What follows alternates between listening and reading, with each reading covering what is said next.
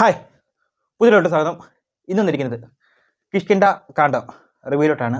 Director Diljith Ayyathan, writer Bahul Ramesh. പുള്ളിക്കാരൻ തന്നെയാണ് cinematography, അതായത് ക്യാമറമാനും. പിന്നെ എഡിറ്റ് ചെയ്തേക്കുന്നത് സൂരജ് ES, എൻ്റെ പേരാണ്. എടുത്ത് പറയേണ്ടതാണ് ഇതിനകത്ത് സിനിമാറ്റോഗ്രാഫി, അതായത് ബാഹുൽ രമേശ്. പുള്ളിക്കാരൻ തന്നെയാണ് ഇതിൻ്റെ റൈറ്ററും. ഈ റൈറ്റ് ചെയ്ത ആൾക്ക് മാത്രമേ ഇത് പകർത്താൻ പറ്റത്തുള്ളൂ. അതായത് പുള്ളിക്കാരൻ നല്ല രീതിയിൽ ചെയ്തിട്ടുണ്ട്. കാസ്റ്റിംഗ് ആസിഫ് അലി, അപർണ ബാലമുരളി, വിജയരാഘവൻ എടുത്ത് പറയണ്ടേ. അതായത് പുള്ളിക്കാരനെ താങ്ങിയാണ് ഈ പടം മൊത്തത്തിൽ പോയേക്കുന്നത്. ബാക്കിയും കുറേ പേരുണ്ട്, അത് ഞാൻ വഴിയെ പറയാം. ഈ ഒരു പടത്തിന് തുടക്കം മുതലേ ആദ്യത്തെ ഷോ തൊട്ടേ പോസിറ്റീവ് റിപ്പോർട്ടാണ് കിട്ടിയിരിക്കുന്നത്. ഞാനത് ഫുള്ള് പോസിറ്റീവ് എന്ന് പറഞ്ഞാൽ ഇതിൻ്റെ തിരക്കഥയാണ്. നല്ല കിഡിലൻ തിരക്കഥയാണ്. ബാഹുൽ രമേശ് ഛായാഗ്രഹണം പുള്ളിക്കാരൻ ആ ഒരു തിരക്കഥയ്ക്ക് അനുസരിച്ച് തന്നെ പുള്ളിക്കാരൻ അത് ക്യാമറയിൽ പകർത്തിയിട്ടുണ്ട്. ഈ ഒരു പടം ഒരു ചെറിയൊരു തീമേ ഉള്ളൂ, ഒരു ചെറിയൊരു കണ്ടൻറ്റേ ഉള്ളൂ. ആ ഒരു കണ്ടൻറ്റ് ഒരു 2 മണിക്കൂറത്തേക്ക് നമ്മളെ ത്രില്ലടിപ്പിച്ച് കൊണ്ടുപോയിട്ടുണ്ട്. അവർ ഉദ്ദേശിച്ച സാധനങ്ങൾ പൊട്ടാതെ അത് ശ്രദ്ധിച്ച് അവർ കൊണ്ടുവന്ന് അവസാനം വരെ നമ്മളെ കൊണ്ടുവന്ന് ആ ഒരു കഥ കാണിച്ചിട്ടുണ്ട്. അതിന് ഈ ഒരു ഡയറക്ടർ നല്ല രീതിയിൽ വിജയിച്ചിട്ടുണ്ട്.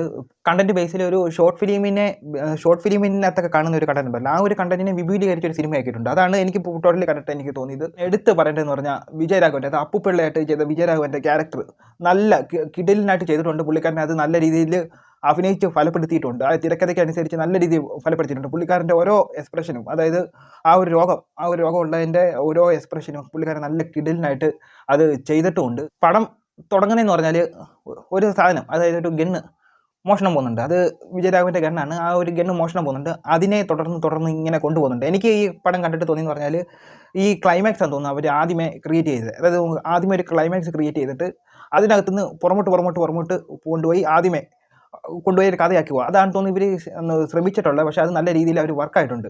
പിന്നെ തുടക്കമൊക്കെ കാണുമ്പോൾ നമ്മൾ ഈ ത്രില്ലർ പടത്തിനൊക്കെ കാണുന്ന സ്ഥിരം ഫോർമാറ്റ് ഉണ്ടല്ലോ, അതായത് തെറ്റിദ്ധരിപ്പിച്ച് ഒരാളാണെന്ന് തെറ്റിദ്ധരിപ്പിക്കുക, പിന്നെ അത് കുറച്ച് നേരം കൊണ്ടുവന്നിട്ട് അവരല്ല, പിന്നെ വേറെ രീതിയിൽ. അത് തന്നെയാണ് ഇതിനകത്ത് അവർ ആ ഒരു പാറ്റേൺ തന്നെയാണ് പിടിച്ചിട്ടുള്ളത്. തുടക്കം ഒരു 15 മിനിറ്റൊക്കെ കണ്ട 10-20 മിനിറ്റൊക്കെ ആയി കഴിഞ്ഞപ്പോഴത്തേന് ഏകദേശം ഒരു തീം, എന്നിട്ട് കഥ മുറുകുന്നതിൻ്റെ ഒരു തീമുണ്ടല്ലോ, ആ ഒരു തീമി പിടിച്ചിട്ടുണ്ട്. ആ ഒരു തീമി പിടിച്ചിട്ട് പിന്നെ നമ്മൾ വിചാരിക്കും ഇങ്ങനെ ആയിരിക്കും പോകുന്നത്. പക്ഷേ അതൊന്നും അല്ല, വേറെ രീതിയിൽ കൊണ്ടുപോയിട്ടുണ്ട്. പിന്നെ ഇതിനകത്ത് ഫ്രെയിമിൻ്റെ കാര്യം ഞാൻ തുടക്കത്തിൽ പറഞ്ഞിട്ടുണ്ടായിരുന്നു. ക്യാമറാമാൻ്റെ കാര്യം, ഒരു വീടിൻ്റെ ഒരു സ്റ്റെപ്പൊക്കെ കാണിക്കുന്നുണ്ട്. ആ ഒരു ഫ്രെയിം കിടിലിനായിട്ട് വെച്ചിട്ടുണ്ട്. പുള്ളിക്കാരൻ ഒരു ചായ കുടിക്കുന്ന ഒരു സീനാണ്. എനിക്ക് അതേപോലെയൊക്കെയുള്ള സ്ഥലങ്ങൾ എനിക്ക് ഭയങ്കര ഇഷ്ടമാണ്.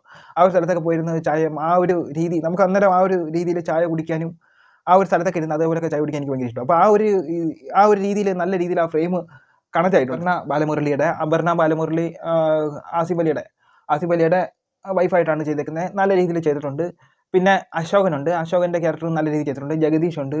അങ്ങനെ കുറച്ച് പേരൊക്കെ ഉണ്ട്. ഇതിനകത്ത് എടുത്ത് പറയുന്നില്ല, ഫുള്ളി സ്റ്റോറി താങ്ങി നിർത്തി പോകുന്നത് അപ്പുപിള്ളയുടെ, അതായത് വിജയരാഘവൻ്റെ ക്യാരക്ടറിനെ താങ്ങിയാണ് കഥ തുടക്കം തൊട്ട് അവസാനം വരെ പോയിട്ടുള്ളത്. അത് നല്ല രീതിയിൽ ആ ഒരു തിരക്കഥ ആണ് ഇതിൻ്റെ വിജയം.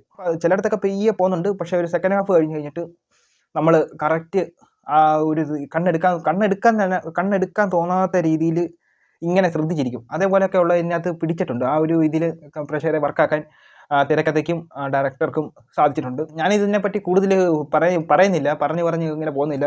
ഫുള്ള് എല്ലായിടത്തും ഓവറോൾ പോസിറ്റീവ് റിപ്പോർട്ട് കിട്ടി. നല്ലോണം ഇപ്പം ഞങ്ങൾ ചെന്ന തിയേറ്ററിലും നല്ല രീതിയിൽ ആൾക്കാരൊക്കെ ഉണ്ടായിരുന്നു. നല്ല ഫാമിലി പ്രേക്ഷകരൊക്കെ വരുന്നുണ്ട്. ഓണം ഇല്ലയോ, നല്ലോണം ഫാമിലി പ്രേക്ഷകരൊക്കെ വരുന്നുണ്ട്. അത് കൂടുതൽ പറഞ്ഞ് ഞാൻ ഇതാക്കുന്നില്ല.